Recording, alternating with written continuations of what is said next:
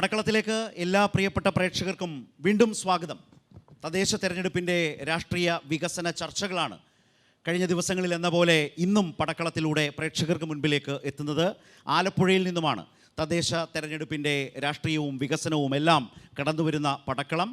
എല്ലാവരെയും സ്നേഹപൂർവ്വം ആലപ്പുഴയുടെ പടക്കളത്തിലേക്ക് സ്വാഗതം ചെയ്യുന്നു. ഇന്ന് നമ്മൾക്കൊപ്പം പടക്കളത്തിൽ പങ്കുചേരുന്ന നേതാക്കളെ, മുന്നണി വക്താക്കളെ ആദ്യം പരിചയപ്പെടാം. ശ്രീ ജെയിംസ് സാമുവൽ LDF, അതുപോലെ doctor MP Praveen UDF, Shri TK Aravindakshan NDA എന്നിവരാണ് മൂന്ന് മുന്നണികളെയും പ്രതിനിധീകരിച്ച് നമ്മൾക്കൊപ്പം. അതുപോലെ ആലപ്പുഴ പൗരാവലിയും നമ്മൾക്കൊപ്പം ചേരുകയാണ് പടക്കളത്തിലേക്ക്. ജെയിംസ്, ഇപ്പോൾ ഈ തെരഞ്ഞെടുപ്പിൻ്റെ പ്രചാരണത്തിൻ്റെ ഒരു അവസാന ഘട്ടത്തിലേക്ക് പോവുകയാണ്. വളരെ തിരക്ക് പിടിച്ചൊരു സമയമാണ് എല്ലാവരെയും സംബന്ധിച്ച്.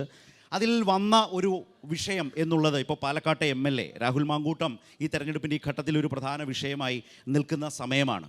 അതുമായി ബന്ധപ്പെട്ട് വരുന്ന പ്രതികരണങ്ങൾ നോക്കിയാൽ ഇപ്പോൾ പ്രതിപക്ഷ നേതാവ് VD സതീശൻ, അദ്ദേഹം ഒരു കാലത്ത് പറഞ്ഞത് ഭാവിയുടെ വാഗ്ദാനമാണ്, നെറുകയിൽ കൈവച്ച് അനുഗ്രഹിച്ച യുവ നേതാവായിരുന്നു യൂത്ത് കോൺഗ്രസിൻ്റെ മുൻ സംസ്ഥാന അധ്യക്ഷൻ. പക്ഷേ അദ്ദേഹം ഇന്ന് പറയുന്നത് എന്തുകൊണ്ടാണ് രാഹുൽ മാങ്കൂട്ടത്തെ സർക്കാർ അല്ലെങ്കിൽ പോലീസ് പിടികൂടാത്തത് എന്ന് ചോദിക്കുന്ന നിലയിൽ ആ വിഷയം എത്തി നിൽക്കുകയാണ്. കേരളത്തിൽ ഇടതുപക്ഷ ജനാധിപത്യ മുന്നണി അധികാരത്തിൽ വന്നതിന് ശേഷമുണ്ടായ വലിയ മാറ്റങ്ങളൊന്നാണ് രാഷ്ട്രീയ സംസ്കാരത്തെ വീണ്ടെടുക്കാൻ കഴിഞ്ഞു എന്നുള്ളത്. ആ രാഷ്ട്രീയ സംസ്കാരത്തെ വീണ്ടും മലീനസമാക്കിയതാണ് രാഹുൽ മാങ്കൂട്ടത്തിലൂടെ ഇപ്പോൾ UDFും കോൺഗ്രസും ചെയ്തിരിക്കുന്നത്. രാഹുൽ മാങ്കൂട്ടത്തിനെ അമാനുഷ്യനായി കണക്കാക്കിയാണ് പ്രതിപക്ഷ നേതാവും കോൺഗ്രസിലെ വലിയൊരു ക്രിമിനൽ വിങ്ങും വളർത്തിക്കൊണ്ടുവന്നത്. അതിൽ ഒരു ഘട്ടത്തിൽ പോലും VD സതീശൻ എന്ന് പറയുന്ന പ്രതിപക്ഷ നേതാവിന് കൈയൊഴിയാൻ കഴിയില്ല.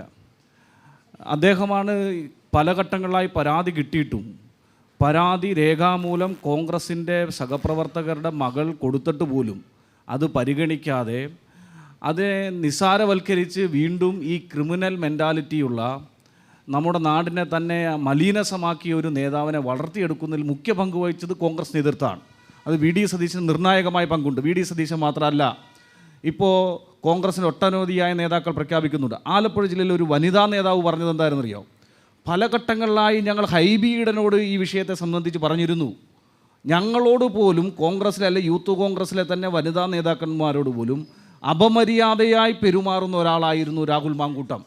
ആ മാങ്കൂട്ടത്തിനെതിരെ നടപടിയെടുക്കാൻ കഴിയാത്തത് കൊണ്ട് ഞങ്ങളെല്ലാം ഈ പ്രവർത്തനം അവസാനിപ്പിക്കാൻ വേണ്ടി തയ്യാറാകാൻ എന്ന് പറഞ്ഞവർ പോലും, ഞാൻ പേര് വ്യക്തമാക്കുന്നില്ല, ആരാന്നൊക്കെ ഇപ്പോൾ പ്രവീണ് മനസ്സിലായിട്ടുണ്ടാവും. പക്ഷേ അത്തരത്തിൽ തന്നെ നമ്മുടെ നാടിനകത്തെ മലീനസമാക്കിയതിൽ കോൺഗ്രസിന് നിർണായക പങ്കുണ്ട്, പ്രതിപക്ഷ നേതാവിന് നിർണായക പങ്കുണ്ട്. ഇപ്പോൾ കേരളത്തിന് പുറത്ത് ഒളിവിൽ താമസിക്കാൻ എല്ലാവിധമായ പങ്കും ചെയ്തു കൊടുക്കുന്നത് കോൺഗ്രസ്സാണ്, കർണാടകയിലെ കോൺഗ്രസ്. പക്ഷേ പ്രതിപക്ഷ നേതാവ് ഇപ്പോൾ ചോദിക്കുന്ന ഒരു പ്രധാനപ്പെട്ട ചോദ്യമല്ലേ, എന്തുകൊണ്ട് പോലീസ് ഇപ്പോൾ മുൻകൂർ ജാമ്യം തള്ളി, ആ ഹർജി തള്ളി, കോൺഗ്രസ് പാർട്ടി പുറത്താക്കി, എന്തുകൊണ്ട് പോലീസ് പിടികൂടുന്നില്ല രാഹുൽ മാങ്കൂട്ടത്തെ? ഇതാണ് പ്രതിപക്ഷ നേതാവ് ചോദിക്കുന്നത്. പോലീസിൻ്റെതായ നിയമ നടപടികൾ സ്വീകരിക്കേണ്ടി വരും, അന്വേഷണം നടക്കുന്നുണ്ട്. പക്ഷേ പോലീസ് നോക്കിയെത്തുമ്പോൾ തന്നെ അവരെ സംരക്ഷിക്കാൻ കഴിയുന്ന നിലയിൽ കേരളത്തിൻ്റെ പുറത്ത് ഒരു സംവിധാനത്തിൽ, ഒരു ക്രിമിനൽ സംവിധാനം, കോൺഗ്രസിൻ്റെ ക്രിമിനൽ സംവിധാനം ഇയാളെ സംരക്ഷിക്കല്ലേ? പോലീസ് അന്വേഷിച്ചെത്തുന്നിടത്തു നിന്ന് പെട്ടെന്ന് മാറുക, അവിടുന്ന് പോലീസ് പിടിക്കുന്നില്ലെന്ന് പറയല്ലേ? അയാളുടെ സന്തത സഹചാരി ഇപ്പോൾ പിടിച്ചു, ഡ്രൈവറെ പിടിച്ചു. അപ്പോൾ അവിടെ നിന്നെല്ലാം രക്ഷപ്പെടുത്തുന്നത് കോൺഗ്രസ്സാണ്. കർണാടക ഭരിക്കുന്ന കോൺഗ്രസ് അല്ലേ? കോൺഗ്രസ് എങ്ങനെ കൈയൊഴിയാൻ കഴിയും? അപ്പോൾ കോൺഗ്രസ് നേതൃത്വമാണ് ഇതെല്ലാം സംരക്ഷിക്കുന്നത്, കോൺഗ്രസ് നേതൃത്വമാണ് മറുപടി പറയേണ്ടത്. അതുകൊണ്ട് പ്രതിപക്ഷ നേതാവിൽ നിന്ന് ഓടി ഒളിക്കാൻ കഴിയില്ല. പ്രതിപക്ഷ നേതാവാണ് ഇങ്ങനൊരു ക്രിമിനൽ വളർത്തിയെടുക്കുന്നതിൽ നിർണായക പങ്ക് വഹിച്ചത്. ശരി പ്രവീൺ, ഇതിലൊരു പ്രശ്നം എന്താണെന്ന് വെച്ചാൽ, ഇപ്പോൾ രാഹുൽ മാങ്കൂട്ടം എന്ന പാലക്കാട് MLA കോൺഗ്രസ് പാർട്ടിയിൽ നിന്ന് പുറത്താക്കിയെന്ന് പറയുമ്പോഴും ഈ വിഷയവുമായി ബന്ധപ്പെട്ട് കഴിഞ്ഞ 4-5 മാസക്കാലമായി കേരളത്തിൽ ചർച്ച നടക്കുന്നു. ഷഹനാസ് എന്ന് പറയുന്ന യൂത്ത് കോൺഗ്രസിൻ്റെ മുൻ നേതാവ്, കോൺഗ്രസിൽ വളരെ സജീവമായിട്ടുള്ള അവർ പറഞ്ഞ ഒരു കാര്യമാണ്, ഷാഫി പറമ്പിലിനോട് തന്നെ യൂത്ത് കോൺഗ്രസ് പ്രസിഡന്റ് പോലും ആക്കരുത്, അതിൻ്റെ അപകടം പറഞ്ഞിരുന്നു. മാസങ്ങൾക്ക് മുമ്പ് റിനി എന്ന പെൺകുട്ടി പറഞ്ഞു. അവിടെ നിന്നാണല്ലോ ഈ പ്രശ്നങ്ങൾ കുറച്ചുകൂടി പൊതുസമൂഹത്തിലേക്ക് വരുന്ന മാധ്യമങ്ങൾ ഏറ്റെടുക്കുന്നത്. അന്ന് പറഞ്ഞു, പ്രതിപക്ഷ നേതാവിനോട് മുൻപ് തന്നെ ഇക്കാര്യങ്ങൾ സൂചിപ്പിച്ചിരുന്നു. ഇപ്പോൾ നോക്കൂ, ഇതെല്ലാം ശരിയായി വന്നു എന്നുള്ള ഒരു കാര്യത്തിൽ നമ്മളെല്ലാവരും യോജിക്കുകയാണ്. ഇതെല്ലാം ശരിയായി വന്നു രാഹുലിൻ്റെ കാര്യത്തിൽ. അപ്പോൾ നേതാക്കൾ പുതിയ ആളുകളെ വളർത്തിക്കൊണ്ടുവരുമ്പോൾ, അദ്ദേഹം പ്രസിഡൻ്റായ യൂത്ത് കോൺഗ്രസിൻ്റെ ഘടകത്തിൻ്റെ ആലപ്പുഴയിലെ ജില്ലാ പ്രസിഡൻ്റായിരിക്കുന്ന ആളായിരുന്നു പ്രവീൺ. അപ്പോൾ നിങ്ങളുടെ അധ്യക്ഷനായ അടക്കം യൂത്ത് കോൺഗ്രസിലേക്ക് കൊണ്ടുവന്ന ഒരാൾ, ഇത്രയേറെ സൂചനകൾ കിട്ടിയിട്ടും പരാതി സ്വഭാവമുള്ള മുന്നറിയിപ്പുകൾ വന്നിട്ടും നേതൃത്വം കാട്ടിയ ഒരു രീതിയുണ്ടല്ലോ, ശൈലിയുണ്ടല്ലോ, രൂപപ്പെടുത്തിയെടുത്ത ശൈലി, അതിലല്ലേ കോൺഗ്രസ് നേതൃത്വം ഇപ്പോൾ വിമർശിക്കപ്പെടുന്നത്? ഇപ്പോൾ രാഹുൽ മാങ്കൂട്ടത്തെ പുറത്താക്കിയാലും ഈ രാഹുലിൻ്റെ വിഷയത്തിൽ സത്യത്തിൽ വീണ്ടും ആ ചർച്ചയിലേക്ക് പോകേണ്ടതിൻ്റെ ആവശ്യകത പോലും നിലവിലില്ല. കാരണം 4-5 മാസക്കാലം മുമ്പ് അവതാരകൻ സൂചിപ്പിച്ചതുപോലെ തന്നെ പാർട്ടി ഔദ്യോഗികമായി രാഹുൽ മാങ്കൂട്ടത്തിനെ സസ്പെൻഡ് ചെയ്തു. ഇപ്പോൾ കഴിഞ്ഞ ദിവസം ഇതുമായി ബന്ധപ്പെട്ട് അന്ന് സസ്പെൻഡ് ചെയ്ത് നിലവിലിരിക്കെ തന്നെ അദ്ദേഹത്തിനെതിരെ നിലവിൽ ഒരു പരാതികളും ഒരു പോലീസ് സ്റ്റേഷനും ഇല്ലാത്തതിൻ്റെ അടിസ്ഥാനത്തിലാണ് നിലവിൽ ആ സസ്പെൻഷനിൽ ഒതുക്കി നിർത്തിയത്. അന്ന് തന്നെ കേരളത്തിൻ്റെ പ്രതിപക്ഷ നേതാവും പ്രിയപ്പെട്ട ശ്രീ വി ഡി സതീശൻ തന്നെ അതിനൊരു ആശങ്കയില്ലാത്ത തരത്തിൽ കൃത്യമായി പറഞ്ഞു, ഒരു കാരണവശാലും രാഹുലിനെ തിരിച്ചെടുക്കുന്നതുമായി ബന്ധപ്പെട്ട കാര്യങ്ങൾ ചർച്ച ചെയ്യില്ല എന്ന് പറഞ്ഞു. അപ്പോൾ തന്നെ പറഞ്ഞു, കൂടുതലായിട്ടുള്ള ആരോപണങ്ങളും അതുപോലെ കേസുമായി ബന്ധപ്പെട്ട കാര്യങ്ങൾ വന്നാൽ ഒരു കാരണവശാലും സംരക്ഷിക്കുന്ന നടപടിയുമായി CPM ചെയ്തതുപോലെ പാർട്ടി കോടതിയോ പാർട്ടിയുടെ തീവ്രത അളക്കുവാൻ വേണ്ടി ഓരോ കമ്മീഷനെയോ ഒന്നും നിയമിക്കില്ല എന്ന് വളരെ കൃത്യമായി പ്രതിപക്ഷ നേതാവ് പറയുകയുണ്ടായി. ആയതിൻ്റെ അടിസ്ഥാനം നമുക്കറിയാം, സ്വാഭാവികമായും പോലീസിൽ പരാതി വന്നു. ആ പരാതിയുടെ അടിസ്ഥാനത്തിൽ വളരെ കൃത്യമായി ഒരു നിലപാടെടുത്ത് രാഹുൽ മാങ്കൂട്ടത്തിനെ പുറത്താക്കി. നിലവിൽ രാഹുൽ മാങ്കൂട്ടം എന്ന് പറയുന്ന വ്യക്തി അതൊരു വ്യക്തി ചെയ്ത തെറ്റാണ്. ആരെങ്കിലും ഒരു കൂട്ടായിട്ട് ചെയ്തതായിട്ട് നാളിതുവരെ ആരും പറഞ്ഞതായിട്ട് അറിവില്ല. ഒരു വ്യക്തിയുടെ ഒരു അദ്ദേഹം ചെയ്തതുമായി ബന്ധപ്പെട്ട് കോടതിയിലിരിക്കുന്ന ഒരു കേസാണത്. അദ്ദേഹത്തെ മാതൃകാപരമായി ഒരു പാർട്ടി എന്ന നിലയിൽ ചെയ്യാവുന്നത് കേരളത്തിലെയും ഇന്ത്യയിലെയും പാർട്ടികളിൽ വെച്ച് ഒരു രാഷ്ട്രീയ പാർട്ടി എന്ന നിലയിൽ വളരെ കൃത്യമായ നിലപാടെടുത്തൊരു പാർട്ടിയാണ് കോൺഗ്രസ്. ഒരു സംശയമുണ്ട്. അതായത് അങ്ങനെ കോൺഗ്രസ് അവകാശപ്പെടുമ്പോഴും വിമർശനം ഉയരുന്നത് എന്തുകൊണ്ടാണ്? ഒരു വ്യക്തി ചെയ്ത തെറ്റ് എന്ന നിലയ്ക്ക് തന്നെ ഇതിനെ ആ ക്രിമിനൽ കേസിനെ അങ്ങനെ എടുക്കാം. പക്ഷേ ഈ വ്യക്തിയെക്കുറിച്ച് ആ വ്യക്തിയെക്കുറിച്ച് നേതൃത്വത്തിലേക്ക് മുൻപ് തന്നെ ഞാൻ പറഞ്ഞ പേരുകൾ സഹിതം പറഞ്ഞു, വന്നിട്ടും എന്തേ ചെയ്തില്ല. ഇപ്പോൾ ഉദാഹരണത്തിന് എൽദോസ് കുന്നപ്പള്ളി ഇതുപോലെ ഒളിവിൽ പോയ ആളാണ്, പിൻകൂടും മുൻകൂർ ജാമ്യം നേടി വന്നു. ജയിലിൽ കിടന്ന ഇതുപോലൊരു കേസിൽ ജയിലിൽ കിടന്നയാളാണ് വിൻസെന്റ് എം എൽ എ. അദ്ദേഹവും തിരിച്ചു മുകേഷിന്റെ കേസ് സ്പെഷ്യൽ ഇൻവെസ്റ്റിഗേഷൻ ടീം അന്വേഷിച്ച് അതുമായി ബന്ധപ്പെട്ട് കേസ് റിപ്പോർട്ട് കൊടുത്തിരിക്കുകയാണ്. ഇതുവരെ അത് രാജിവെച്ചിട്ടില്ല. ഇതുവരെ സിപിഎമ്മിന്റെ കക്ഷികൾ ആരും തന്നെ അതേപറ്റി പറയാത്തതാണ്. മുകേഷ് എന്ന് പറഞ്ഞെന്താണ്? മുകേഷ് എന്താണ് പറഞ്ഞത്? അവരുടെ അവസരത്തിലേക്ക് പോകാം. ഞാൻ പറയുന്നത് മുകേഷിന്റെ കാര്യത്തിൽ കേരളത്തിലെ UDF വിമർശനം ഉള്ളപ്പോൾ തന്നെ ഈ പറഞ്ഞ ഈ രണ്ടാളുകൾ ജയിലിൽ മുൻകൂർ എന്റെ ചോദ്യം കേൾക്കൂ. അങ്ങനെയുള്ളവരെ നിങ്ങൾ പുറത്താക്കിയിട്ടില്ല. അങ്ങനെയുള്ള 2 MLA-മാരെ നിങ്ങൾ പുറത്താക്കിയിട്ടില്ല. പക്ഷെ രാഹുലിനെ പുറത്താക്കുമ്പോൾ അതിന്റെ ഗ്രേവ് ഒഫൻസ്, സീരിയസ്നെസ് കോൺഗ്രസ് കാണുന്നു. അതിന്റെ ഒരു കാരണം ഞാൻ പറഞ്ഞതുപോലെ, ഇല്ലെങ്കിൽ നേതാക്കൾ അടക്കം വിമർശിക്കപ്പെടുന്ന ഒരു സാഹചര്യം വന്നതുകൊണ്ടുകൂടിയല്ലേ ഈ നടപടി? ഞാൻ ചോദിച്ചു, CPM-ന്റെ നേതാക്കന്മാരായിട്ടുള്ള മുകേഷും ഗണേശും നേരത്തെ ആഭ്യന്തര വകുപ്പ് മന്ത്രിയുടെ പറയാനുള്ളത് പറഞ്ഞു. P. ശശിയെ തിരിച്ച് സംരക്ഷിക്കുന്നതിന് വേണ്ടിയിട്ട് CPM എടുത്ത നിലപാട് എന്താണ്? എന്റെ ചോദ്യം അങ്ങയോടാണ്. ആ ചോദ്യത്തെ അഡ്രസ് ചെയ്തിട്ടില്ല. പ്രവീൺ എന്റെ ചോദ്യത്തെ അഡ്രസ് ചെയ്തിട്ടില്ല. നിലപാട് അത് നടക്കില്ല എന്ന് വളരെ കൃത്യമായി പറഞ്ഞു. ഈ തെരഞ്ഞെടുപ്പിലെ പ്രധാനപ്പെട്ട വിഷയം ശബരിമല പോലെ ഏറ്റവും പരമപ്രധാനമായ ഒരു ക്ഷേത്രത്തിലെ 2 മുൻ ദേവസ്വം ബോർഡ് പ്രസിഡന്റുമാർ, ഒരു MLA അടക്കമുള്ളവർ ജയിലിൽ കിടക്കുകയാണ്.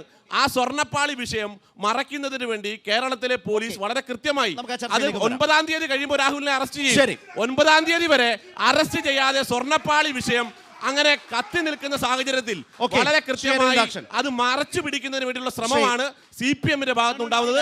അത് ജനങ്ങളുടെ മുമ്പിൽ ഏറ്റവും വലിയ ചർച്ചാ വിഷയം, വിലക്കയറ്റവും സ്വർണ്ണപ്പാളി വിഷയമാണെന്ന് ഞാൻ ആമുഖമായി ഇവിടെ പറഞ്ഞു. ഇവിടെ ശ്രീ അരവിന്ദാക്ഷൻ, ഈ തെരഞ്ഞെടുപ്പിന്റെ പ്രചാരണത്തിന്റെ ഒരു ഘട്ടത്തിൽ ഈ വിഷയം നിൽക്കുകയാണ്. ഈ വിഷയത്തെ വോട്ടർമാരോടടക്കം BJP ഏത് നിലയിൽ അവതരിപ്പിക്കുന്നു, വിശദീകരിക്കുന്നു? തെരഞ്ഞെടുപ്പ് അടുത്തു വരുന്ന അവസരത്തിൽ മാത്രമല്ല, ഇത്തരത്തിലുള്ള വിഷയങ്ങളെ സംബന്ധിച്ച് കൃത്യമായ നിലപാടുകൾ അതാത് കാലഘട്ടത്തിൽ BJP എടുക്കാറുണ്ട്. രാഹുൽ മാങ്കൂട്ടം പാലക്കാട് വരുന്ന ഈ ആദ്യത്തെ സംഭവത്തിന് ശേഷം പാലക്കാട് വന്ന സമയത്തൊക്കെ ശക്തമായ സമരം നടത്തുകയും തടയുകയും എല്ലാ തരത്തിലുള്ള പ്രതിഷേധം രേഖപ്പെടുത്തിയുള്ള ഭാരതീയ ജനതാ പാർട്ടിയാണ്. BJP ആ നിലപാട് തന്നെ ശക്തമായി എടുക്കുന്നുണ്ട്. രാഹുൽ മാങ്കൂട്ടം എന്ന് മാത്രമല്ല, ഏത് ജനപ്രതിനിധികളായാലും, ഇടതുപക്ഷത്തെ ആയാലും വലതുപക്ഷത്തെ ആയാലും, ഏത് രാഷ്ട്രീയ പ്രസ്ഥാനത്തിലായാലും ഇത്തരത്തിൽ പൊതുസമൂഹത്തിന് അപമാനം ഉണ്ടാക്കുന്ന ഏത് മുന്നണിയിലായാലും ഏത് മുന്നണിയുടെ ആയാലും അത്തരത്തിലുള്ള ആളുകളെ ഒറ്റപ്പെടുത്തണമെന്ന് തന്നെയാണ് നിലപാട് BJP-യുടെ. അത് രാഹുൽ മാങ്കൂട്ടത്തിൻ്റെ നിലപാടിൽ ഇപ്പോൾ ശരിക്കും പറഞ്ഞാൽ ഇവിടുത്തെ സർക്കാർ ഒത്തുകളിക്കുന്ന കൃത്യമായി രാഹുൽ മാങ്കൂട്ടത്തെ അറസ്റ്റ് ചെയ്യാൻ പറ്റുമായിരുന്നു.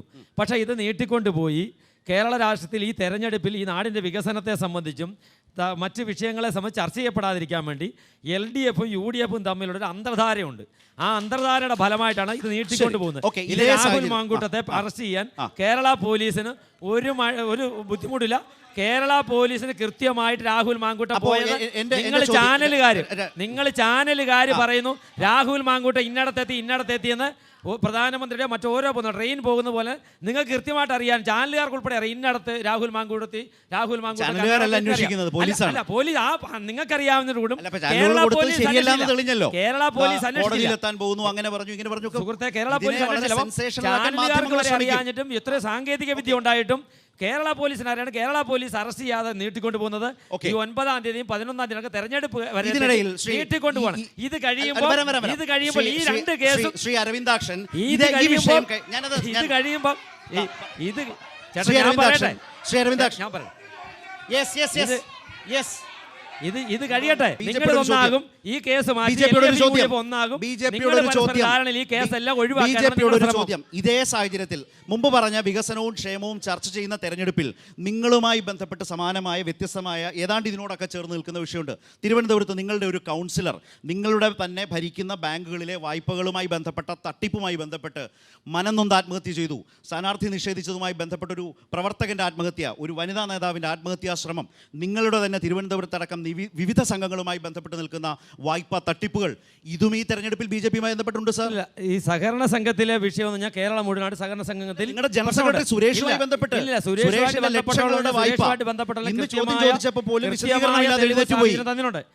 സുരേഷുമായിട്ട് ബന്ധപ്പെട്ടതിനാണ് കൃത്യമായിട്ടുള്ള അതിന്റെ അന്വേഷണത്തെ സംബന്ധിച്ചുള്ള റിപ്പോർട്ടുകളും കാര്യങ്ങളും എല്ലാം തന്നെ അദ്ദേഹം അത് വെളിപ്പെടുത്തിയിട്ടുണ്ട്.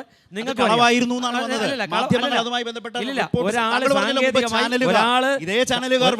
ഒരാള് സാങ്കേതികമായി കുറച്ച് കാലഘട്ടം ഏതെങ്കിലും ബോർഡിലിരുന്നാൽ ആ കാലഘട്ടത്തിന് മുൻപുള്ളതിന് മുഴുവൻ ഉത്തരവാദികൾ അവരല്ല. ആ പീരീഡിൽ വ്യക്തിഗത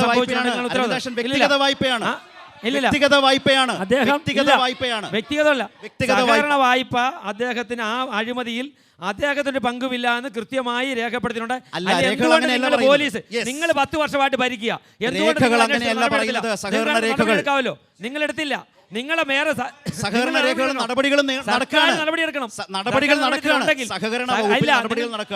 പോലീസ് നിങ്ങളിൽ, വിജിലൻസ് നിങ്ങളിൽ, എല്ലാം നിങ്ങളിലാണ്. പോലീസും എല്ലാം നിങ്ങളിൽ. നിങ്ങൾ നടപടിയെടുത്തില്ല. സഹകരണം നിങ്ങളിലാണ്, നിങ്ങൾ എടുത്തില്ല. ആ സഹകരണത്തിന്റെ റിപ്പോർട്ടുകളും രേഖകളും വെച്ചാണ് പുറത്തു വന്നത്. എനിക്ക് ചോദിക്കാനുള്ളത് യൂത്ത് കോൺഗ്രസിൻ്റെ അധ്യക്ഷനോടാണ്. ഏറ്റവും നന്നായി യൂത്ത് കോൺഗ്രസിൻ്റെ ഒരു പ്രവർത്തകനാണ്, ഞങ്ങളെല്ലാം കണ്ടിരിക്കുന്നതാണ്.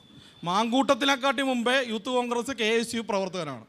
ആ പാവപ്പെട്ടവന് ഈ പ്രാവശ്യം സീറ്റ് കൊടുത്തില്ല. അപ്പം ആ സീറ്റ് സംസാരിക്കട്ടെ കാര്യം പാവപ്പെട്ടവന് സീറ്റ് കൊടുക്കാതിരുന്നപ്പോൾ ഫേസ്ബുക്കിൽ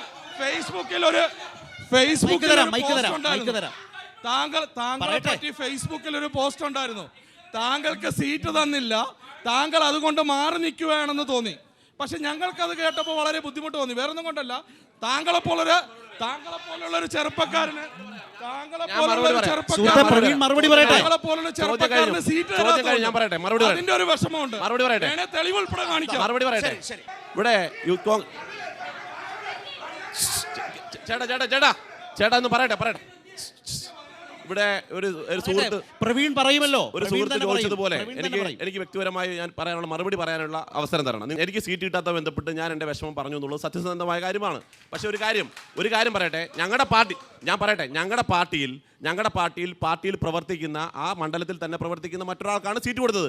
ഇവിടെ ബഹുമാനപ്പെട്ട ജെയിംസ് ഇവിടെ നിൽപ്പുണ്ട്. ജെയിംസിൻ്റെ സ്വന്തം ഡിവിഷനിൽ മത്സരിക്കുവാനായിട്ട് ഇവിടുത്തെ മന്ത്രി, ആലപ്പുഴയിലെ സജി ചെറിയാൻ എന്ന് പറയുന്ന മന്ത്രിയുടെ സ്വന്തം ചേട്ടൻ്റെ മകനെ കെട്ടിയിറക്കി കൊണ്ടുവന്ന സ്ഥാനാർത്ഥിയൊന്നും കോൺഗ്രസ് പാർട്ടിയിൽ മത്സരിപ്പിച്ചിട്ടില്ല. ഇവിടെ ജെയിംസ് പറയട്ടെ, ജെയിംസിന്റെ സ്വന്തം ഡിവിഷനിൽ ഒരു പ്രവർത്തകരുമല്ല. ജെയിംസ് എന്തുകൊണ്ട് മത്സരിച്ചില്ല? ഡിവൈഎഫ്ഐയുടെ ജില്ലാ സെക്രട്ടറി ആയിട്ടുള്ള ജെയിംസിന് സീറ്റ് കിട്ടാം. ഒരു പ്രധാനപ്പെട്ട പോസ്റ്റ് ഇട്ടാൽ ജെയിംസിനെ പുറത്താകും. എങ്ങനെയാണ് അതിനെ പോസ്റ്റ് ഇടാൻ കഴിയുന്നത്? കോൺഗ്രസ് ഒരു ജനാധിപത്യ പാർട്ടിയാണ്. പ്രധാനമായി മനസ്സിലാക്കേണ്ടത് ഒന്ന്, അതെൻ്റെ ഡിവിഷൻ അല്ല. എൻ്റെ ഡിവിഷൻ വെൺമണി ഡിവിഷനാണ്. നിതിൻ മത്സരിക്കുന്നത് മുളക്കര ഡിവിഷനാണ്. വെൺമണി SC ഡിവിഷൻ ആയതുകൊണ്ട് മാത്രമാണ്. ഇനി ഒരു കാര്യം ഞാൻ പറയാം, ഞാൻ പ്രവർത്തിക്കുന്ന കമ്മ്യൂണിസ്റ്റ് പാർട്ടിയിലാണ്, പ്രവീൺ പ്രവർത്തിക്കുന്നത് കോൺഗ്രസ്സിലാണ്. ഞാൻ രാഷ്ട്രീയ പ്രവർത്തനം ഇറങ്ങിയത് തെരഞ്ഞെടുപ്പിൽ മത്സരിക്കാനല്ല. ഞാൻ രാഷ്ട്രീയ പ്രവർത്തനം കമ്മ്യൂണിസ്റ്റ് പാർട്ടിയുടെ പ്രത്യയശാസ്ത്രത്തിൽ വിശ്വസിച്ചാണ്. ആ പ്രത്യയശാസ്ത്രത്തിൻ്റെ ഭാഗമായി പാർട്ടി ഏതൊക്കെ അവസരം നൽകുന്നു ആ അവസരങ്ങളിലെല്ലാം ആ അവസരം ഉപയോഗപ്പെടുത്തി രാഷ്ട്രീയ പ്രവർത്തനം നടത്തും. നാളെ പാർട്ടി ജനപ്രതിനിധിയായി മത്സരിക്കാൻ പറഞ്ഞാൽ മത്സരിക്കും. ഇപ്പോൾ അതിനെ സംബന്ധിച്ച് പാർട്ടി ആലോചിച്ചല്ലോ. ഒന്ന് ഞാൻ കഴിഞ്ഞില്ല പോയിന്റ് പറഞ്ഞോട്ടെ.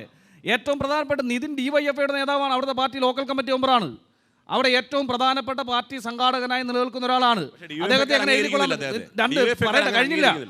കഴിഞ്ഞില്ലെന്ന് പുതിയൊരു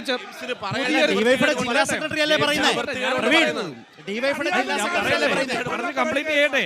അത് സജി ചെറിയാന്റെ ജ്യേഷ്ഠന്റെ മോനായതുകൊണ്ട് മത്സരിക്കാൻ പാടില്ലെന്നും പറയാൻ പാടില്ല. അയാൾ രാഷ്ട്രീയ പ്രവർത്തകനാണ്. സജി ചെറിയാന്റെ ജ്യേഷ്ഠന്റെ മകനായതുകൊണ്ട് പ്രധാനമായി കാണാൻ നിതിൻ നടത്തിയ സമരങ്ങളുമായി ബന്ധപ്പെട്ട് ആലപ്പുഴയിൽ ഒരു പൊളിറ്റിക്കൽ കേസ് കാണിച്ചു തരാൻ കഴിയുമോ? ഒരു പൊളിറ്റിക്കൽ കേസെങ്കിലും ഉത്തരത്തിലുള്ള അവസരം കൊടുക്കൂ. കഴിഞ്ഞ 9 വർഷം അയാൾ SFI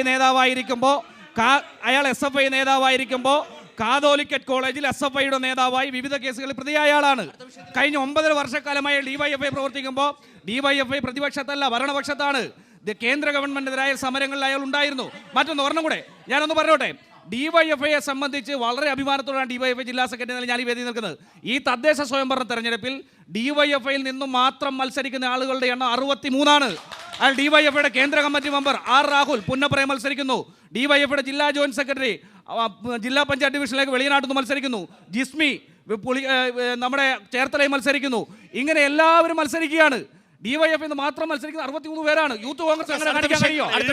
പറയാൻ കഴിയോ? 70-ലധികം പേര് യൂത്ത് കോൺഗ്രസ് ഒന്നും അല്ല. ജനറൽ സെക്രട്ടറി യൂത്ത് കോൺഗ്രസ് അല്ലെന്ന് മുളക്കുഴ ഡിവിഷൻ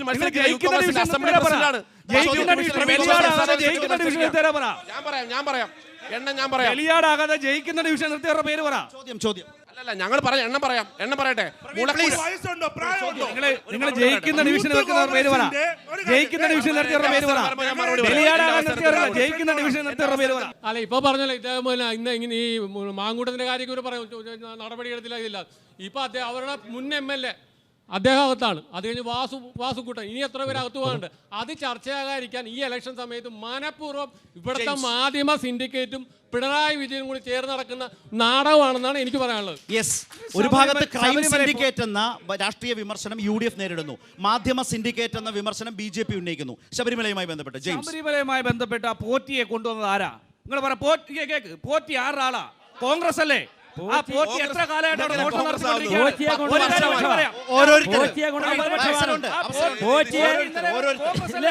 ശബരിമലയിൽ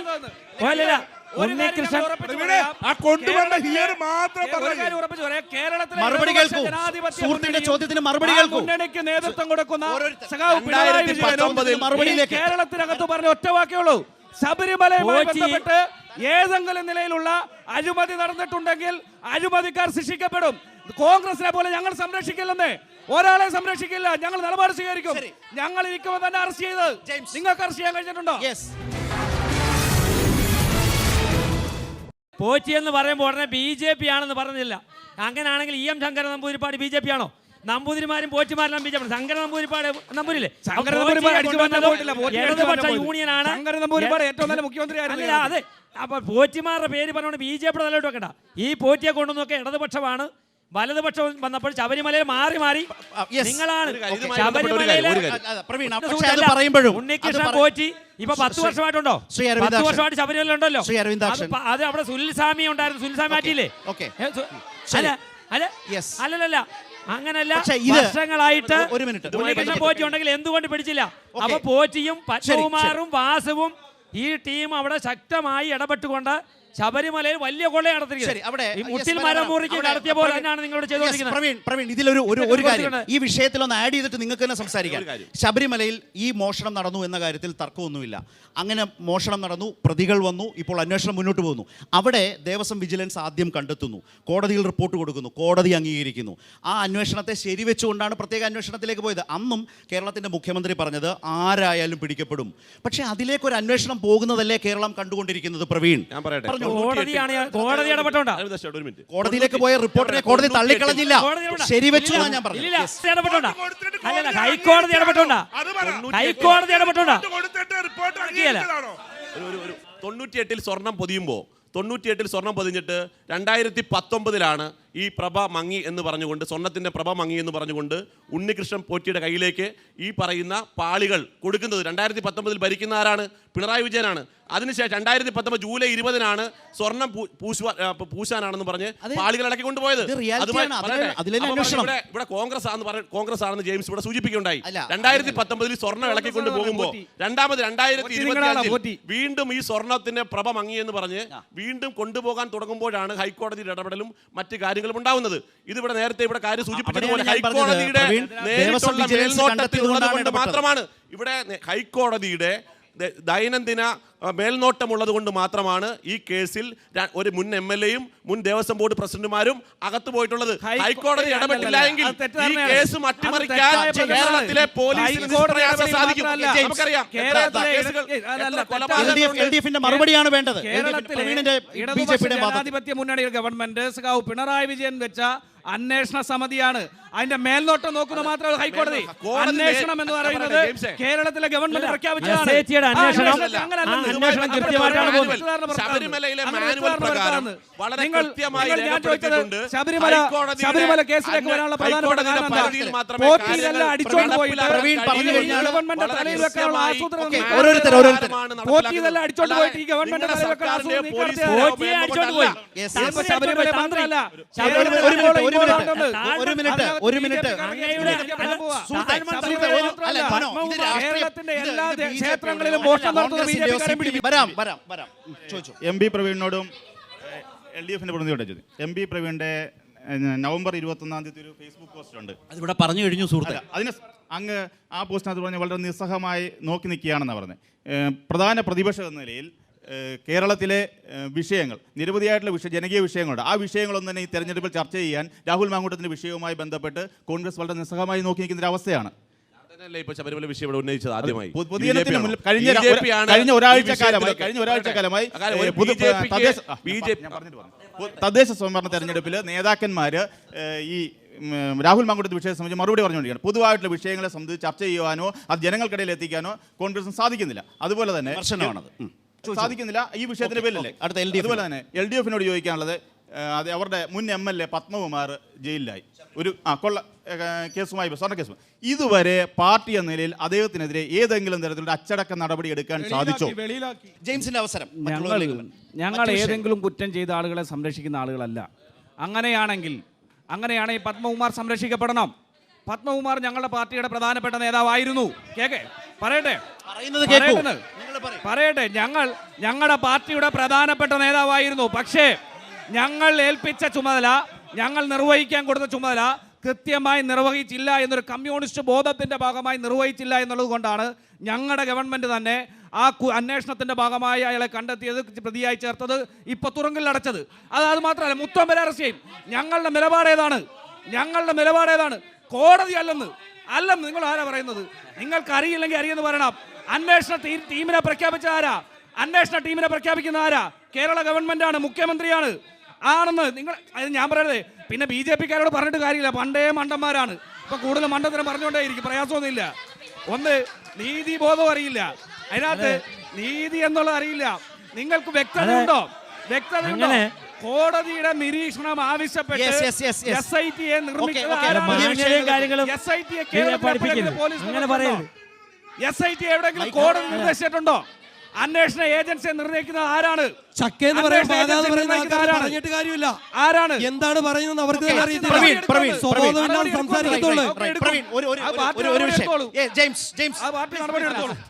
നടപടി എടുക്കുമെന്ന് നിങ്ങൾ ആശങ്കപ്പെട്ടുണ്ടാകും. പത്മകുമാർ നടപടി എടുക്കാൻ പറ്റത്തില്ല. പത്മകുമാർ നടപടി എടുക്കാൻ പോയാൽ ഈ അന്വേഷണം വേറെ ചെന്ന് വേറെ ആളുകളെ സ്വർണ്ണം മുഴുവൻ കൊണ്ടുവരാനായിട്ട് വരും. പലരും പിടിക്കും. അണ്ണാ ആരെ? ഈ ശബരിമല വെച്ചോണ്ട് പല കളികളും നോക്കിയത് ഓർമ്മയുണ്ടോ? പത്മകുമാറിനെ നല്ല ഈ പാർട്ടിയുടെ പ്രത്യയശാസ്ത്ര നിലപാടിനെതിരായി പ്രവർത്തിക്കുന്ന ആരെ നടപടിയെടുക്കും? അതിനൊന്നും ഒരു പേടിയില്ലെന്ന്, ഒരു പേടിയില്ല. നിങ്ങൾ നേരത്തെ പറഞ്ഞല്ലോ BJP-ക്കാർ മണ്ടന്മാരാണ്, അതുകൊണ്ട് അവർ 21 സ്റ്റേറ്റും രാജ്യവും ഭരിക്കും. നിങ്ങൾ അറബിക്കടലിന്റെ തീരത്ത് ബീഹാർ കണ്ടതാ, വോട്ടർ ലിസ്റ്റ് അടിച്ചു മാറ്റിയതാണ്. വോട്ടർ ലിസ്റ്റിലെ ക്രമക്കേടും വർഗീയവാദവുമല്ലാതെ നിങ്ങളുടെ ബീഹാറിൽ തെരഞ്ഞെടുക്കപ്പെട്ട MLA സത്യപ്രതിജ്ഞ ചെയ്യാൻ പോലും അറിയാത്ത MLA ആണ്. അറിയോ?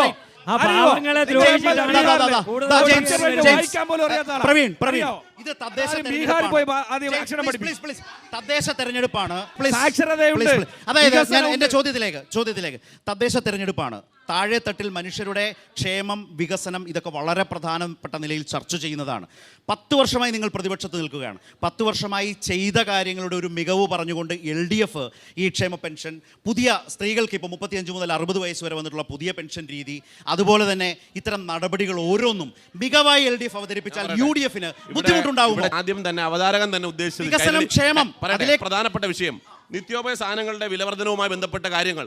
വളരെ വലിയ ഗുരുതരമായ വിലവർദ്ധനവ് ഉണ്ടാകുമ്പോൾ ആ വിലവർദ്ധനവിനെ സപ്ലൈകോ പോലും നോക്കിയിരിക്കുകയാണ്.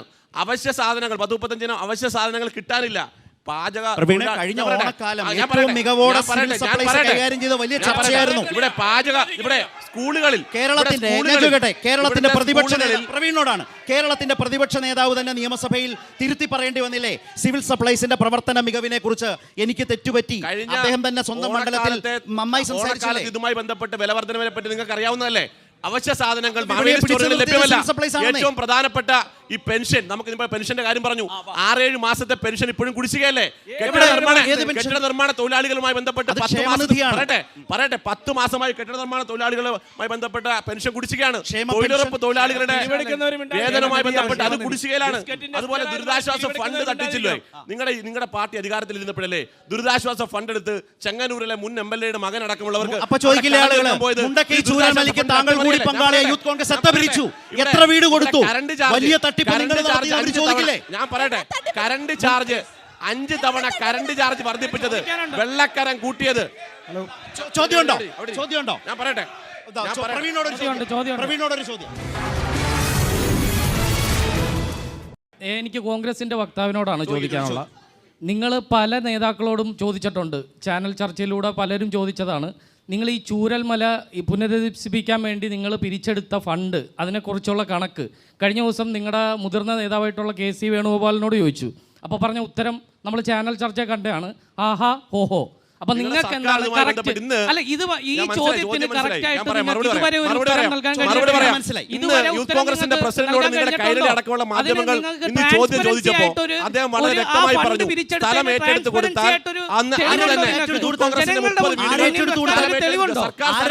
സർക്കാർ സ്ഥലം ഏറ്റെടുത്ത് കൊടുക്കണമെന്നാണ് സ്കീമില്ല. സർക്കാർ സ്ഥലം ഏറ്റെടുത്ത് കൊടുത്താൽ 30 വീടുകൾ ഞങ്ങൾ പണി പൂർത്തിയാക്കുമെന്ന കാര്യത്തിൽ ഒരു തർക്കവും വേണ്ട. നിങ്ങൾ അതിനാണ് പിരിച്ചത്. യൂത്ത് കോൺഗ്രസ് പിരിച്ചത് ഭൂമി വാങ്ങി വീട് വെക്കാനാണ്. എത്ര പിരിച്ചു? ഡിവൈഎഫ്ഐക്കാർ സർക്കാരിന്റെ സ്ഥലത്തല്ലേ വീട് വെച്ചു കൊടുക്കുന്നത്? നേതാവല്ലേ? ഞാൻ പറയട്ടെ, സർക്കാർ നിങ്ങൾ പറഞ്ഞോ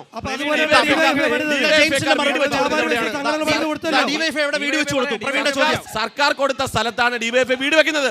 നിങ്ങൾ സർക്കാർ സ്ഥലം തന്നാൽ 30 യൂത്ത് കോൺഗ്രസിന്റെ വീടുകൾ കൊടുക്കുമെന്ന് സർക്കാർ സ്ഥലമെടുത്ത് നൽകിയത് കൊണ്ടല്ല ഡിവൈഎഫ്ഐ വീട് വെച്ച് കൊടുക്കുന്നത്. ഡിവൈഎഫ്ഐ തുടക്കം തന്നെ പ്രഖ്യാപിച്ചു, ഞങ്ങൾ 25 വീടാണ് നിർമ്മിക്കാൻ വേണ്ടി പോകുന്നത്. ഞങ്ങളത് വിവിധ ഘട്ടങ്ങളിലായി ഞങ്ങളുടെ സഖാക്കൾ ആക്രിവിറക്കി ഒരു ദിവസത്തെ വേതനം കൊടുത്ത് വിവിധങ്ങളായ നിലയിൽ ഞങ്ങൾ ശേഖരിച്ച പണം 20 കോടി രൂപയാണ് മുഖ്യമന്ത്രിക്ക് ഞങ്ങൾ കൈമാറിയത്. ഞങ്ങൾ കൈമാറുമ്പോൾ തന്നെ പറഞ്ഞു, ഞങ്ങൾ വീട് വെച്ച് കൊടുക്കുന്നല്ല, മുഖ്യമന്ത്രിയുടെ ദുരിതാശ്വാസ നിധിയിലേക്കാണ് ഞങ്ങൾ കൈമാറുന്നത്. യൂത്ത് കോൺഗ്രസ് ഏതെങ്കിലും ഘട്ടത്തിൽ പറഞ്ഞോ? അല്ല, യൂത്ത് കോൺഗ്രസ് ഏതെങ്കിലും നിലയിൽ പറഞ്ഞോ ഞങ്ങൾ മുഖ്യമന്ത്രിക്ക് പണം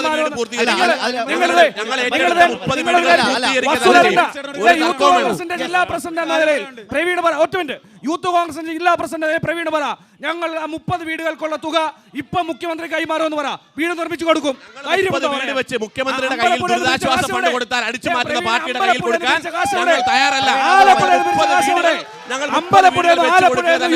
ദുരിതാശ്വാസ ഫണ്ട് അടിച്ചു മാറ്റി ചെങ്ങന്നൂർ MLA-യുടെ ഉമ്മൻചാണ്ടിയുടെ കാലത്താണ് സാറേ. പ്രവീൺ അന്ന് സ്കൂളിലായിരിക്കും. ഉമ്മൻചാണ്ടിയുടെ കാലത്താണ് സുനാമി ഫണ്ട് പാലായിക്കും പുതുപ്പള്ളിക്കും പോയത്. ആലപ്പുഴയെന്നും അമ്പലപ്പുഴയെന്നും യൂത്ത് കോൺഗ്രസ് പിരിച്ച കാശ് എവിടെ? അതിന് മറുപടി പറഞ്ഞാൽ. പടക്കളം എന്ന് പറയുന്ന ഈ പരിപാടി ഇപ്പൊ നിൽക്കുന്നത് ആലപ്പുഴ മുനിസിപ്പാലിറ്റിയുടെ പരിധി നിൽക്കുന്നത് ടൗൺ ഹാളിൽ നടക്കുന്ന, ഇവിടെ നിരവധി കല്യാണങ്ങളും നിരവധി പ്രോഗ്രാമുകൾ നടക്കുന്ന ഒരു വലിയൊരു ഓഡിറ്റോറിയം ആയിരുന്നു. ഇതിന്റെ അവസ്ഥ ഇപ്പോഴത്തെ കാര്യം പറയുന്നത്. കാര്യത്തിലേക്ക് പറഞ്ഞു. നിലവിൽ EMS സ്റ്റേഡിയത്തിന്റെ അവസ്ഥ, അതുപോലെ തന്നെ കടൽപ്പാലത്തിന്റെ അവസ്ഥ. പിന്നെ എനിക്ക് പറയാനുള്ളത് NDA പ്രതിനിധീകരിച്ചു വരുന്ന ചേട്ടനോട് എനിക്ക് പറയാനുള്ളത്, ആലപ്പുഴയിൽ സുരേഷ് ഗോപി, സൂപ്പർ സ്റ്റാർ സുരേഷ് ഗോപി, നടൻ MP, അദ്ദേഹം പറഞ്ഞിരിക്കുന്ന ആലപ്പുഴ പട്ടണത്തിൽ എയിംസ് കൊണ്ടുവരുമെന്നാണ് പറഞ്ഞിരിക്കുന്നത്. അത് കൊണ്ടുവരുമോ ഇല്ലയോ എന്ന് ഇവിടെ ഇത്രയും പേരുടെ മുന്നിൽ നിങ്ങൾ പറയണം. ആലപ്പുഴയിൽ സംസ്ഥാന സർക്കാർ അതിന്റെ സ്ഥലമെടുത്ത് നൽകിയാൽ കൃത്യമായി ആലപ്പുഴയിൽ എയിംസ് കൊണ്ടുവരും. യാതൊരു തർക്കവുമില്ല. അവിടേക്ക് കേന്ദ്ര ഗവൺമെന്റ് പറഞ്ഞ മുഴുവൻ കാര്യം നടപ്പിരുത്തുന്നുണ്ട്. നിങ്ങൾ അല്ലല്ല, നിങ്ങളുടെ സഹോദരൻ ആ വണ്ടിയെ പോലും എഴുതിയിരിക്കുന്ന അമൃതം പദ്ധതി, വണ്ടിയെ പോലും അമൃത പദ്ധതി കേന്ദ്ര ഗവൺമെന്റാണ്. അങ്ങനെ 100 പരിപാടികള് കേന്ദ്ര ഗവൺമെന്റ് തരുന്നുണ്ട്. അതുകൊണ്ട് അവിടെ യാതൊരു തർക്കവുമില്ല. 50 വർഷം മുമ്പ് തറക്കല്ലിട്ടതാണല്ലോ ബൈപ്പാസ് നാശകൈവയ്ക്ക്. പാലം പണി പൂർത്തീകരിച്ചത് NDA ഗവൺമെന്റ്, BJP ഗവൺമെന്റ്. എവിടെ? നിങ്ങൾ ഏത് ലോകത്താ? ആലപ്പുഴയ്ക്ക് എന്തൊക്കെയോ കാര്യങ്ങൾ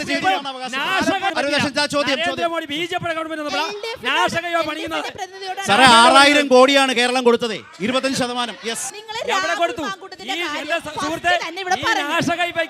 കേന്ദ്ര ഗവൺമെന്റിന്റെ പണമാണ്. എന്റെ സാർ തെറ്റാണ്.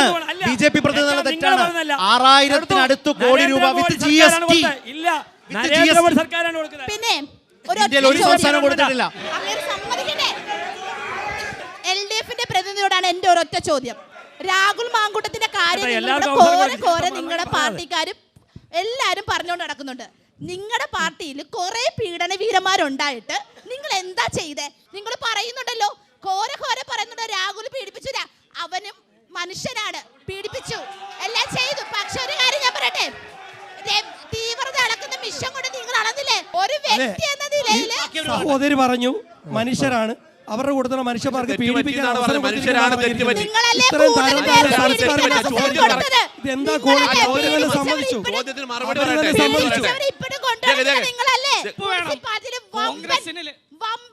മയക്കുമരുന്നിന്റെ വേട്ട നടത്തിയ ഒരാളല്ലേ നിങ്ങൾ ഇപ്പോൾ സ്ഥാനാർത്ഥിയായിട്ട് നിർത്തിയിരിക്കുന്നത്?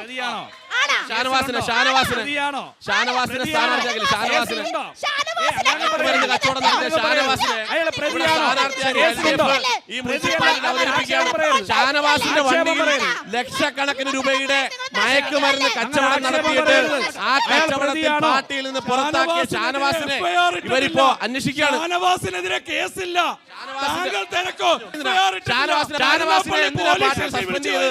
ആലപ്പുഴ നഗരസഭ ഷാനവാസിനെ പാർട്ടിയിൽ നിന്ന് സസ്പെൻഡ് ചെയ്ത് എന്തിനാണ്? ഷാനവാസിനെതിരെ എഫ്ഐആർ പറഞ്ഞില്ലേ? മനുഷ്യനല്ല, മാങ്കൂട്ടത്തിന് തെറ്റ് പറ്റുമെന്നാണ് അവർ പറഞ്ഞത്. യൂത്ത് കോൺഗ്രസിന്റെ ആളുകൾ ഇങ്ങനെ ഒരു കാര്യം ഞാൻ പറയാം. നിങ്ങൾ ഏതെങ്കിലും ഒരു ഘട്ടത്തിൽ രാഹുൽ മാങ്കൂട്ടത്തെ തള്ളിപ്പറയുമെന്നാണ് ഞാൻ പ്രതീക്ഷിച്ചത്. അതിന്റെ പ്രശ്നം പറയാം, കേൾക്കും. നിങ്ങളെ കാണേണ്ട ഒരു പ്രശ്നം എന്തറിയോ? നിങ്ങളെ CPM-ൽ ആരെങ്കിലും ഗർഭചിത്രം നടത്തിയോ? CPM-ൽ ആരെങ്കിലും അബോർഷൻ നടത്തിയോ? CPM-ൽ ആരെങ്കിലും ട്രാൻസ്ജെൻഡറിനെ പീഡിപ്പിച്ചോ? ഇല്ലല്ലോ. ഇതെല്ലാം ചെയ്ത് രാഹുൽ മാങ്കൂട്ടമാണ്. ആ മാങ്കൂട്ടത്തെ സംരക്ഷിക്കാൻ മനസ്സിലാക്കണം. മുകേഷ് MLA സ്ഥാനത്ത് തുടരുകയാണ്. ഗണേശ് MLA സ്ഥാനത്ത് തുടരുകയാണ്. എന്റെ ചോദ്യത്തിൽ ഞാൻ പറഞ്ഞത് ഇവിടെ ഷാനവാസുമായി ബന്ധപ്പെട്ട കാര്യം ട്വിസ്റ്റ് ചെയ്തു പോകരുത്. വോട്ടർമാരുടെ മുമ്പിൽ UDF എന്ത് കാഴ്ചപ്പാട് അവതരിപ്പിക്കാം? ഞങ്ങൾക്ക് 10 വർഷത്തെ നേട്ടങ്ങൾ പറയുമ്പോൾ ഞങ്ങൾ പറയട്ടെ ഞങ്ങൾ ഇവിടെ കൃത്യമായി പറഞ്ഞു, കേരളത്തിൽ ഐക്യജനാധിപത്യ മുന്നണിയുടെ ഭൂരിഭാഗം പഞ്ചായത്തുകളും വന്നാൽ 2000 രൂപ വീതം അലവൻസ് കൊടുക്കുമെന്ന് പറഞ്ഞു. ഈ നാട്ടിലെ തെരുവുനായ ശല്യവുമായി ബന്ധപ്പെട്ട കാര്യങ്ങളിൽ ഞങ്ങൾ അഭിപ്രായം പറഞ്ഞു. അംഗനവാടി ടീച്ചർമാരുമായി ബന്ധപ്പെട്ട് വേതന വർധനവും ഞങ്ങൾ പറഞ്ഞു. കേരളത്തിൽ കുടിക്കാനായിട്ട് എല്ലാ പ്രദേശങ്ങളിലും കുടിവെള്ളം ലഭ്യമാകുന്ന പദ്ധതിയുമായി ബന്ധപ്പെട്ട് ഞങ്ങൾ പറഞ്ഞു. അതുമായി ബന്ധപ്പെട്ട് ഐക്യജനാധിപത്യ മുന്നണിയുടെ കൃത്യമായ പ്രകടന പത്രിക പുറത്തിറക്കി. ഞാൻ പറഞ്ഞു, നിങ്ങൾ ലഹരിമുക്ത കേരളം എന്ന് പറഞ്ഞുകൊണ്ട് ഇവിടെ KPSC എഴുതി ഉപയോഗിച്ച് ഇവിടെ വലിയ പരസ്യങ്ങൾ കൊടുത്ത ഇവിടെ ഷാനവാസിന്റെ ലോറിയിൽ ഇവിടെ നിന്ന് കരുനാഗപ്പള്ളിക്ക് പോകവേ പറയട്ടെ, ഇവിടെ ലോറി പിടിച്ചുകൊണ്ടുപോയി സ്ഥാനാർത്ഥിയാക്കിയതിന് മറുപടി വന്നിട്ടില്ല. പാർട്ടിയിൽ നിന്ന് പുറത്താക്കി സസ്പെൻഡ് ചെയ്തു ഷാനവാസിനെ. ആ ഷാനവാസിനെ വീണ്ടും അരിവാൾ ചുറ്റിക നക്ഷത്ര അടയാളത്തിൽ വീണ്ടും കേരളം അനുഭവപ്പെടുമ്പോ ആ രാസലഹരി ഉപയോഗിച്ചുകൊണ്ട് ആ രാഷ്ട്രീയ വിമർശനത്തിന് ഞാൻ പറഞ്ഞത് വികസനവും ക്ഷേമവും വളരെ പ്രധാനപ്പെട്ടതാണ്. അതിലേക്കാണ് ഞാൻ BJP-യിലേക്ക് വന്നത്. പക്ഷേ ഈ രാഷ്ട്രീയ വിമർശനം വന്നതിന് മാത്രം ജെയിംസിനൊരു അവസരം, രാഷ്ട്രീയ വിമർശനം പേരെടുത്ത് പറഞ്ഞതുകൊണ്ട്. ഷാനവാസ് കേസ് പ്രതിയല്ല. ഒന്ന് CPM എന്തുകൊണ്ട് ഷാനവാസ് നടപടിയെടുത്തു? അതാണ് ഞങ്ങൾ പ്രധാനമായി പറയുന്നത്. ഞങ്ങൾ മാങ്കൂട്ടത്തിൽ സംരക്ഷിച്ച പോലെ കോടതി വിധി വരുന്നവർ കാത്തുനിന്നില്ല. ഞങ്ങളുടെ കമ്മ്യൂണിസ്റ്റ് പാർട്ടിയുടെ പ്രത്യയശാസ്ത്ര നിലപാടിനനുസരിച്ച് പ്രവർത്തിക്കാൻ ജാഗ്രത കാട്ടിയില്ല. അയാൾ വാഹനം കൊടുക്കുമ്പോൾ ഗൗരവം കാട്ടേണ്ടതായിരുന്നു, ജാഗ്രത കാട്ടിയിട്ടില്ല. ഒരു കാര്യവും ഒരു മാനദണ്ഡവും ഇല്ലാതെ ആർക്കെങ്കിലും വാഹനം കൊടുക്കുന്നതിൽ ജാഗ്രത കുറവ് ഉണ്ടായ കാരണത്തിലാണ് നടപടിയെടുത്തത്. അല്ല, അയാൾ കേസ് പ്രതിയായിട്ടല്ല. BJP-യോട് എൻ്റെ ചോദ്യം, വികസനവും ക്ഷേമവും തെരഞ്ഞെടുപ്പിൽ വളരെ പ്രധാനപ്പെട്ടതാണ്, ആവർത്തിക്കേണ്ട കാര്യമില്ല. അതിലെന്താണ് കേരളത്തിൽ? ഇപ്പോൾ ഞാൻ പറയാം, ക്ഷേമ പെൻഷൻ 2500 LDF-ന്റെ മാനിഫെസ്റ്റോയിൽ പറഞ്ഞത്. ഇനിയും 6-7 മാസം ആ സർക്കാരിന് ബാക്കി നിൽക്കുന്നു. പക്ഷേ അപ്പോഴും നിങ്ങൾ കണക്ക് നോക്കൂ, 35 മുതൽ 60 വയസ്സ് വരെയുള്ള സ്ത്രീകൾക്ക് 1000 രൂപയുടെ പെൻഷൻ. അപ്പോൾ ഈ 2000 എന്നുള്ളത് 1000 കൂടി ചേർത്താൽ 3000-മായി. നിങ്ങൾക്ക് ബദൽ എന്ത് പറയാനുണ്ട്? നിങ്ങൾ ക്ഷേമ പെൻഷൻ കൂട്ടിയെന്ന് പറയുന്നു. ശരിക്കും പറഞ്ഞാൽ ക്ഷേമ പെൻഷൻ കൊടുത്ത ആളുകളെ പറ്റിക്കല്ല ചെയ്യേണ്ടത്. ഓരോ കുടുംബത്തിനും പറയാം, ഓരോ കുടുംബത്തിനും പെൻഷൻ വാങ്ങിച്ച് യാചകരാകാതെ ഓരോ കുടുംബത്തിന്റെ അവന്റെ ജീവിത നിലവാരം ഉയരുവാനുള്ള കർമ്മ പദ്ധതികൾ കൊണ്ടുവരണം. അതിനാണ് ബീഹാറും യുപിയിലൊക്കെ തുച്ഛമായ പെൻഷൻ. കേരളമാണ് ചർച്ച. നീതി ആയോഗ് തന്നെ പറഞ്ഞിട്ടുണ്ട്. പെൻഷൻ 200 കേരളത്തിലെ ജനങ്ങളെ മൊത്തം കേരളത്തിലെ ജനങ്ങളെല്ലാം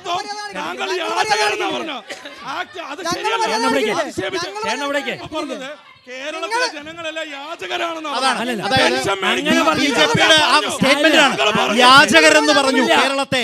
പണ്ട് പ്രധാനമന്ത്രി സോമാലിയ ഞാൻ പറഞ്ഞിട്ടില്ല. നിങ്ങൾ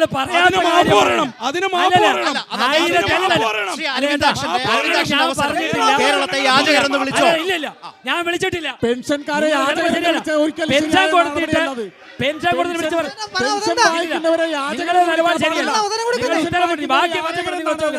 അത് വേണ്ട. നിങ്ങള്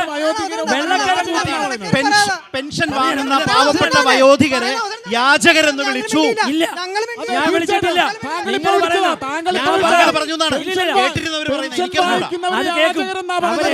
പണ്ട് മോദി കേരളത്തെ സോമാലിയായിട്ട് താരതമ്യം ചെയ്തിരുന്നു. ആത്മനിർഭർ ഭാരത് ഈ രാജ്യത്തെ സ്വയം പര്യാപ്തയിൽ ഓരോ വീടും ഓരോ കുടുംബം എത്താനുള്ള പദ്ധതിയാണ് കൊണ്ടുവരുന്നത്. മേക്ക് ഇൻ ഇന്ത്യ പദ്ധതി ഞാൻ കാണിച്ചു തരാം.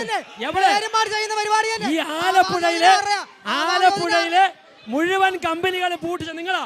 പിന്നെ അവിടേക്ക് ഒരു കാര്യം, ക്ഷേമ പെൻഷൻ പറഞ്ഞു, കറണ്ട് ചാർജ് കൂട്ടി, വെള്ളക്കരം കൂട്ടി, ആധാരമെടുത്ത് ഓഫീസ് ചോദിച്ചു ഇരട്ടിയാക്കി, വില്ലേജ് ഓഫീസിന്റെ കരം ഇരട്ടിയാക്കി. അങ്ങനെ വർദ്ധിപ്പിച്ചിട്ട് 200 രൂപ വെച്ച് നീട്ടിയിട്ട് അത് ഔദാര്യമാണെന്നല്ല പറയേണ്ടത്. എല്ലാ മേഖല അരവിന്ദാക്ഷന്റെയും BJP-യുടെയും UDF-ന്റെയും കുറ്റപ്പെടുത്തലുകൾ എന്താണ് LDF-ന് പറയാനുള്ളത്? വികസനം, ക്ഷേമം, നിങ്ങൾക്ക് എന്തിന് വോട്ട് ചെയ്യണം? വികസനത്തിന്റെ കാര്യത്തിൽ കേരളത്തിലെ ഇടതുപക്ഷ ജനാധിപത്യ മുന്നണി കഴിഞ്ഞ 9.5 വർഷക്കാലമായി നടത്തിയത് ലോകത്ത് തന്നെ അവിസ്മരണീയമായ നേട്ടമാണ്. അതിലൊന്ന് നീതി ആയോഗിന്റെ സുസ്ഥിര വികസനം. നീതി ആയോഗിന്റെ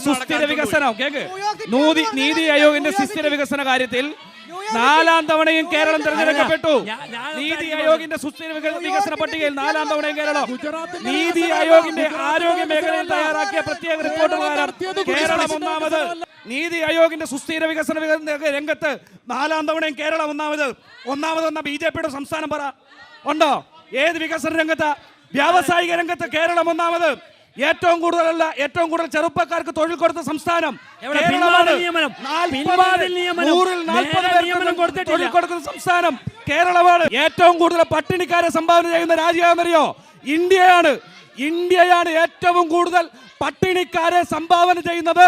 നരേന്ദ്രമോദി ഭരിക്കുന്ന ഇന്ത്യയാണ് 108 സ്ഥാനത്ത്. പട്ടിണി കൊണ്ട് ഏറ്റവും കൂടുതൽ ആളുകൾ മരണപ്പെടുന്ന രാജ്യം ഇന്ത്യയാണ്. അറിയോ? തെരുവിൽ മനുഷ്യർ കിടന്ന രാജ്യം ഇന്ത്യയാണ്. പ്രവീൺ നോക്കൂ, ഇപ്പൊ കിഫ്ബിയിലൂടെ 90,000 കോടിയുടെ പദ്ധതികൾ, ആ 90,000 കോടിയുടെ പദ്ധതികൾ അഴിമതിരഹിതമായി മുന്നോട്ട് പോകുന്നു. നിങ്ങളുടെ കാലത്തോ പാലാരിവട്ടം പോലെയുള്ള അഴിമതികൾ, മറ്റൊന്ന് UDF ചെയർമാനായിട്ടുള്ള അടൂർ പ്രകാശ് MP ഇപ്പോഴും അഴിമതി കേസിൽ പ്രതിയാണ്.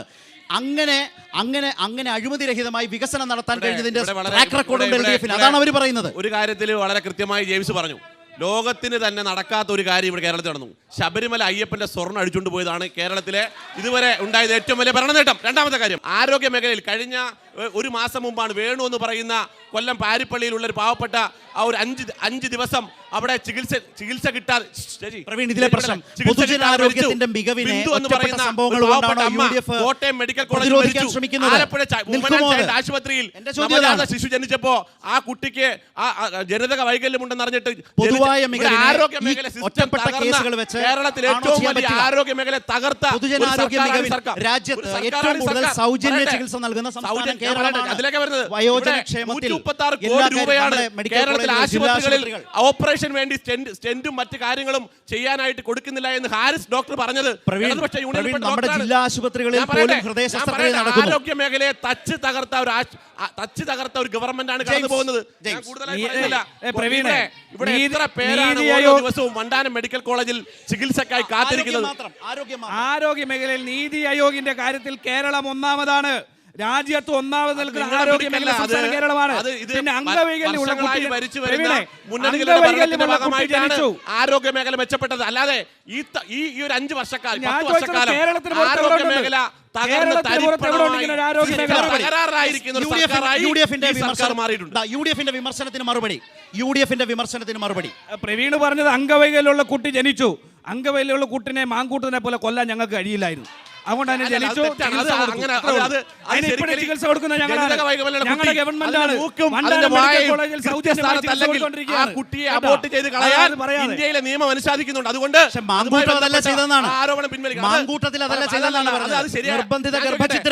ഇപ്പോ അതിന് ചികിത്സിക്കുവാനുള്ള പണം പോലും കൊടുക്കാതെ അതിന്റെ അച്ഛനമ്മമാർ വളരെ പ്രയാസത്തിലാണ്.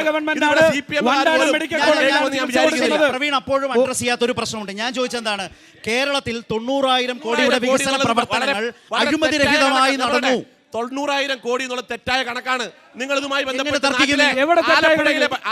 ബൈപ്പാസുമായി ബന്ധപ്പെട്ട് പറയട്ടെ, കീച്ചേരിക്കടവ് പാലം, ഇവിടെ നിങ്ങൾ പറഞ്ഞ കിഫ്ബി പദ്ധതിയിൽ ഉൾപ്പെടുത്തിയ കീച്ചേരിക്കടവ് പാലം, ആ പാലവുമായി ബന്ധപ്പെട്ട് അവിടെ പാലം തകർന്ന് വീണ് 3 പേര് മരിച്ചിട്ട് അവിടെ ഞങ്ങൾ സമരം ചെയ്ത സംഘടനയാണ് യൂത്ത് കോൺഗ്രസ്.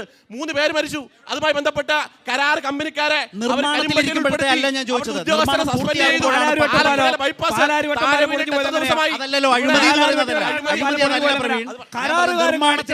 സംസ്ഥാന ഗവൺമെന്റ് തെറ്റുപറ്റി. കരാറുകാരൻ കാണിച്ചു, കരാറുകാരനെ കരിപ്പട്ടികയിൽ ഉൾപ്പെടുത്തി. അതല്ല സംസ്ഥാന ഗവൺമെന്റ് സമരത്തിലൂടെയാണ് കരിമ്പട്ടിയിൽ ഉൾപ്പെടുത്തുന്നത്.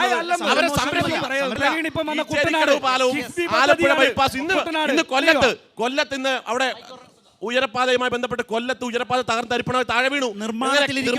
കമ്മീഷന്റെ സർക്കാരായി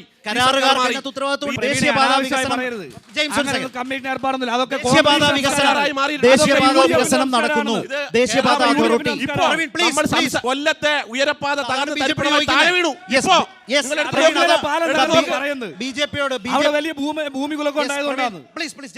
അത് ബിജെപിയോട് ചോദിക്കേണ്ട കേസാണ്. കാരണം NHAI ദേശീയപാത അതോറിറ്റിയാണ് നിർമ്മാണ പ്രവർത്തനം നടത്തുന്നത്.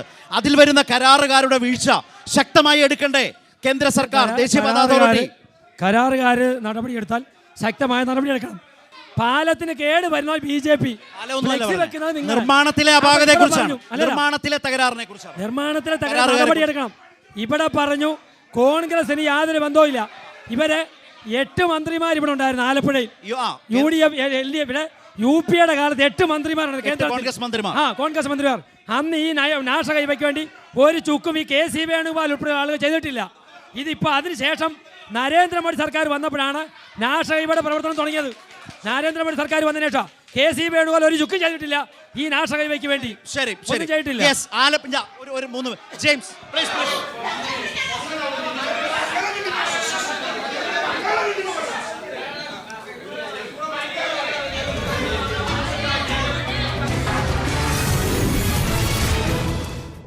സർക്കാർ സംവിധാനങ്ങളാകെ തകരാറിലായ ഒരു ഗവൺമെന്റിനെതിരെ, വിലക്കയറ്റം വർദ്ധിച്ചതിനെതിരെ, ഇവിടെ ഞാൻ പറയാം, സർക്കാർ സംവിധാനങ്ങളാകെ ആരോഗ്യ മേഖലയും പെൻഷൻ സംവിധാനങ്ങളും ഈ നാട്ടിലെ വിലക്കയറ്റം അടക്കമുള്ള വലിയ ജനകീയ വിഷയങ്ങൾ ഉയർത്തിപ്പിടിച്ചുകൊണ്ട് ശബരിമല പോലെ പരിപാവനമായ ആ ക്ഷേത്രത്തിലെ സ്വർണ്ണമടക്കം അടിച്ചുകൊണ്ടുപോയ സർക്കാരിനെ ജനം പുച്ഛിച്ച് തള്ളുക തന്നെ ചെയ്യും. ബഹുഭൂരിപക്ഷം പഞ്ചായത്തുകളും ആലപ്പുഴയിൽ പിടിച്ചുകൊണ്ട്, മുനിസിപ്പാലിറ്റികളിൽ പിടിച്ചുകൊണ്ട് ഞങ്ങൾ അധികാരത്തിലേക്ക് കടന്നു വരും. 13-ാം തീയതി കഴിയുമ്പോൾ നടക്കേണ്ട ഗതികേട് ആലപ്പുഴയിൽ ഉണ്ടാകുമെന്ന് ഈ അവസരത്തിൽ സൂചിപ്പിക്കുന്നു. ഒരു ചോദ്യം ചെങ്ങന്നൂരുള്ള സുഹൃത്തുണ്ട്, ഇവരുണ്ട്. ചെന്നിത്തലയിലെ ഭരണം പോലെയും തിരുവനന്തപുരം ഭരണം പോലെയും LDF UDF കൂടെ എത്ര പഞ്ചായത്തുകളാണ് നിങ്ങൾ സഖ്യത്തിൽ ഭരിക്കാൻ പോകുന്നത്? രമേശ് ചെന്നിത്തല തട്ടകം പോലും BJP-യുടെ കൈ വരും.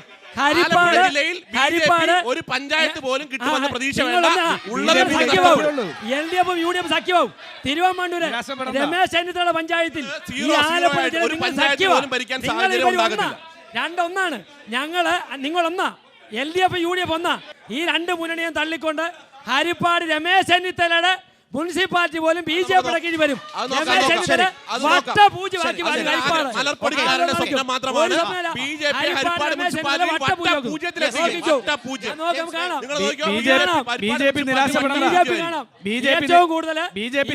വട്ടപൂജയാക്കി കേവലമായ ഭൂരിപക്ഷം BJP കിട്ടില്ല.